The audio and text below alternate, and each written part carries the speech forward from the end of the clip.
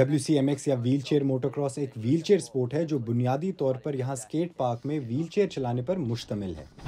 Thomas woods सिर्फ 16 साल की उम्र में नौजवान प्रोज में से एक हैं।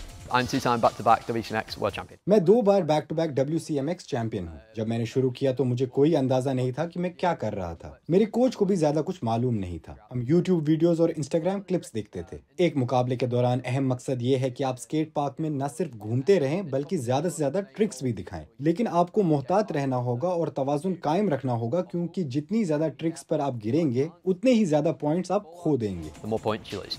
WCMX की इस्तिलाह सन 2000 में एरन व्हील्स फॉर द रिंघम ने पहली मर्तबा इस्तेमाल की। व्हील्स को WCMX का गॉडफादर समझा जाता है।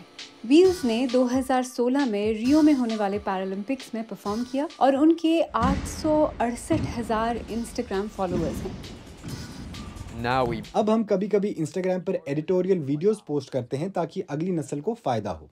कम्युनिटी बहुत वसी है। बरतानिया, अमेरिका, ऑस्ट्रेलिया, ब्राजील, पूरे यूरोप में लोग हैं। इवेंट्स काफ़ी कसरत से होते रहते हैं। लेकिन अगर आप ऑस्ट्रेलिया से हैं तो आप हर दूसरे महीने अमेरिका नहीं जा सकते। तो इस ऑनलाइन कम्युनिटी का होना स्पोर्ट के लिए बहुत अहम है। Massive for the sport.